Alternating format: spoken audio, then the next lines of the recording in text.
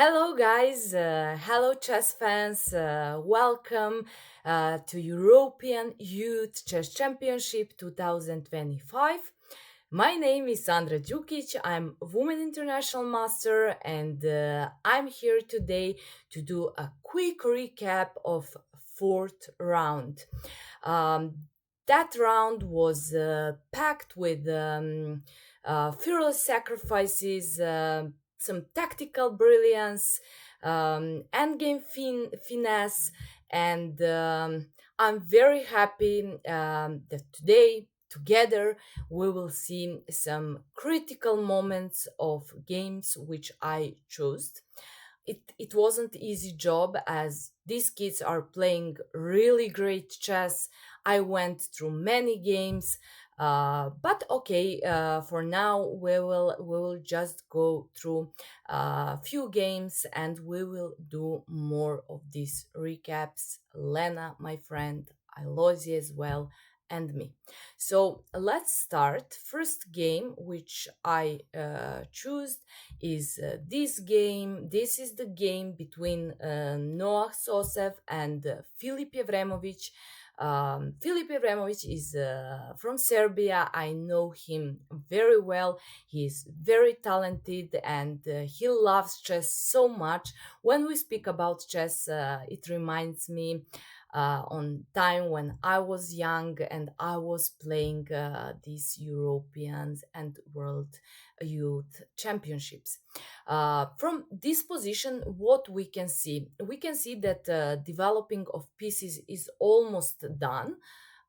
Except this knight on b8, so knight on b8 is still undeveloped, and it is white's turn, and white played move king h1. King h1 idea of this move is, of course, to push f4 and to create some attack on the king side. Idea of king h1 and f4 is of course correct, and the way how white should continue to play this game is exactly this. What I was expecting from black was to develop knight on d7, and then after the move f4, which will come sooner or later, to think how to continue to play, what are real threats, and from what black should be scared of. Of course, good thing is that bishop will not be trapped as long as knight is on b3. So whenever f5 comes, we have this move in pocket, so we can take, actually Philip can take bishop b3, so bishop would not be trapped. Instead of move knight d7, black chose the move which I was surprised of, not so much because from younger chess players you can expect move g5, which shows a kind of like black is not so patient and black wants to do something. Knight d7, of course, as I mentioned, would be better move. What is the problem with this move? It looks very aggressive, but as we said, that idea for white is to attack on the king side. This move would help white to convert his idea. So I was mentioning in some of our live streams that probably the best structure for black almost always is to keep these three pawns on 7 square. Then pawns are not exposed, and for your opponent it's very hard to attack. With the move g5, black attacks the bishop, so it forces white to play like the only move. But problem is, after, when f4 comes, black has to see what to do. Any kind of trade will open f-file, but also black's king side. So white should be actually very happy after the moment when black played g5. So g5, bishop g3, king g7, and then f4 move. F4 threatens to play e5, either to take and to open f file. Also, when we take on g5 and black takes on g5, once when we develop our queen, for example, to d2, it will be tempo move and it will not be easy to defend pawn on g5. Probably it has to come some move like knight h7. So for example, if black goes with knight d7, then if we take and black takes and we play queen d2, then if knight moves to g4, then pawn on g5 is protected. So after knight d7 move, white has to think and to see what he will do and how he will continue. For example, if f5 comes, as I mentioned, this bishop would take on b3, and after cb3, I would say that now position is better for black, and the reason for that is that in meantime black got perfect outpost square on e5. So idea could be queen e7, which connects these rooks. Queen is developed, and also it is connected with the move knight e5. That's why after move knight d7, maybe white should play move like knight d2. I know it looks passive, like it looks like we should do something on the king side, but on the other hand, this move has a threat of f5, which is not easy to prevent and to stop. So black has to play knight c5 and to make some space for a bishop. After f4, Philip played move bishop g4, which is like a one move threat. It attacks queen. On the other hand, it looks like bishop is not anymore here, so f5 later, maybe it will not be a threat. But after bishop e2 move, we force black basically to take here, bishop e2, queen e2, and then we have same problem. So we just skipped a problem for a moment by playing bishop e6 move, but still we have same problems as black around king side. And also, what is the difference? The difference is that now my rooks are connected, my queen is on second rank, and I am ready for e5 soon. Rook h8. It's not easy to play a game when your opponent attacks your king, and sometimes we are too scared about it that we start to play defending moves, prophylactic moves, but actually we don't do anything concrete to solve our problems. I understand rook h8. Probably idea was like if white takes, then black would take, and then like something on a we cover h file, but this move wasn't the best choice. Once again, the best move for black was knight d7. So black has to play knight d7 to come closer with this knight. We need pieces which will defend king side. Rook h8, and then finally e5 move. E5 move in order to again to open f file and to continue attack on the king side. Take, and now we have open f file. This rook can come with the tempo on d1, and it starts to be really very dangerous. White has almost winning position without any material advantage. Knight d5, e6. Once again, Noah playing brilliant move, opening this diagonal for a bishop, making some square for on e5 for a queen or for a bishop. As you can see, this king is here and bishop and rook is on h8, so there are always some threats on this diagonal. f6 in order to stop these threats. And now Noah continue with great and brilliant moves: knight d5, cd5, and then e7, queen d7. And now so this is the group under 10, and I was really surprised that white played such great moves without any mistake from move g5. So basically, he didn't give Philip to have at least one moment to breathe and to find a way to protect and to make some coordination between his pieces. We cannot promote queen. We cannot play knight d4 with idea knight f5, knight e6, as this bishop is here. But this position smells like there is some sacrifice and there is something concrete. So Noah find it and he played rook f6 move. If black takes king f6, then queen comes to e5. This was in the game. King g6 and then queen h8 with a threat of promoting a pawn to e8 and promote a queen. Queen e7, rook e1 tempo move, bringing rook into the game and threatening some checkmates. Queen f7, knight d2, and then bishop f1, rook f1.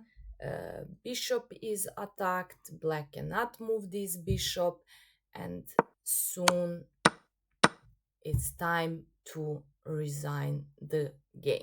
So Philip continued to play a few more moves, but the most important and the most interesting part of this game we just saw, and big congratulations to Noah.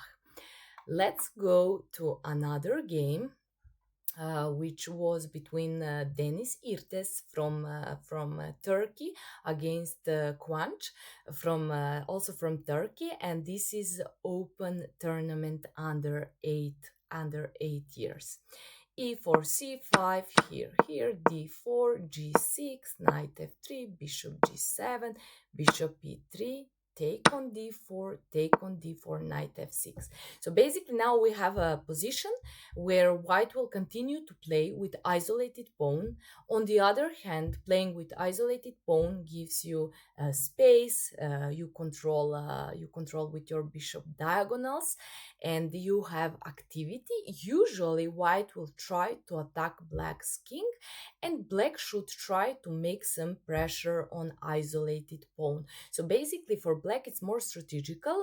It will be more strategical game, just trying to find strategical plans to attack this isolated pawn. But white should try to play dynamic position and to attack black's king. What is interesting here, for example, if black tries to play knight h6, which looks kind of a logical move with the idea of knight f5, so to make some pressure on pawn on d4, then there is move queen c1. And this move is very nice double attack and double threat. We are threatening to take the knight on h6, but also we are threatening to take bishop on c8. So this knight h6 move doesn't work, although I prefer knight to be on f5, not on f6, but knight f6 is the most logical move, and in this case it is probably the best option. Knight c3, tempo move, queen d8, bishop d3, castle, knight c6, h3, prophylactic move. It doesn't allow black to play bishop g4 and maybe to decide to give this bishop for a knight and then to take this central pawn. Knight b4, bishop c4. Idea of knight b4, it's not just to attack this bishop, as bishop is well protected, but okay, of course, if white allows black to take this bishop, I would accept this trade, as at this position light square bishop is better bishop for white than black square bishop because of pawn structure, actually because of this pawn is in center. So of course white doesn't allow that. I just wanted to finish something about this idea. Also, the idea is to bring the knight on d5. Very important is to bring one of knights on d5. So knight is the best piece which can block isolated pawn, and black is trying to do that. bishop c4, knight d5, knight e5, all logical moves, and e6. E6 was the first move which I didn't like so much, and the only reason also on I it doesn't look so good because bishop on c8 will maybe be stuck. Of course, black can try later with b6 and bishop b7, but maybe he will not have time for this. So for example, I would rather play move bishop e6 as long as there is knight on f3, which can go with knight g5, and to disturb and attack this bishop, then this bishop can come to e6 to support knight on d5 to be developed and to connect these three pieces, rooks and queen. Then it would be time probably to move queen somewhere or just to bring rook on c8. E6, bishop g5, very nice move, pinning the knight on f6 and improving the place of bishop. Queen d6, also a very logical and good move, moving the queen from this diagonal. Queen f3 activates a queen, h6, bishop h4, g5. So previous game and this game are somehow connected.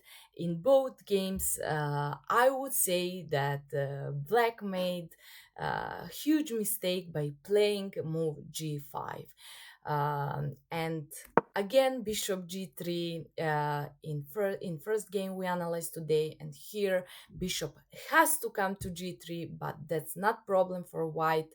G5 gives us a lot of ideas, and for black it will become dangerous very soon. Queen d8, rook e1, knight b6, bishop d3. Why bishop d3? Okay, bishop was under attack, but also we want now bishop on this diagonal. Pawn on g6, it doesn't exist anymore, and we have this open diagonal, so white want to create attack.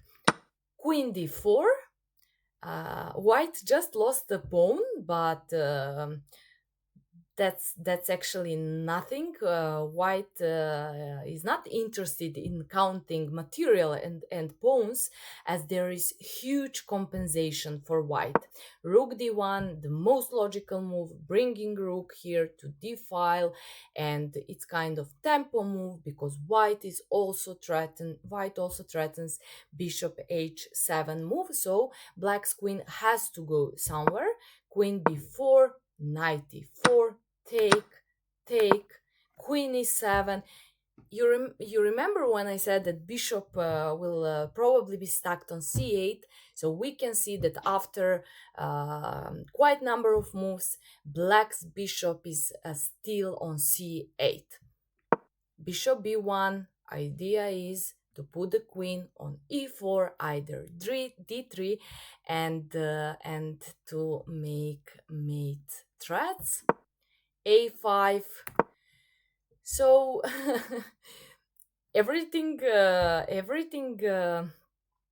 burns on the king side, but black decided to play a5 move, which is obviously mistake. Probably the best move would be knight d5 to try to bring the knight back, like to protect h7 square.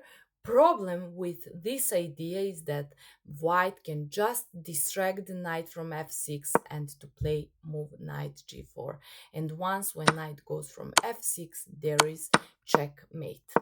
So let's go back. Knight d5, queen d3, and then f5. This was the only way for black to defend the position and to try to continue with the game, which maybe could be saved. Sorry, just a second. I want to say problem with f5 is knight g6, and then white will take a rook. But still, maybe there would be some hope. a5, queen d3, rook e8, making some space for the king, queen h7, king f8, and it looks like nothing. Okay, you gave a check, my king is safe, and there is nothing. You cannot play here, you cannot play here with the queen, but then knight g6, brilliant move. Black is forced to take, and bishop d6 move. And here black resigned, as we can see that white will take black's queen. Thank you guys. I hope you liked the analysis of these two games, and see you soon with more recaps of European Youth Chess Championship.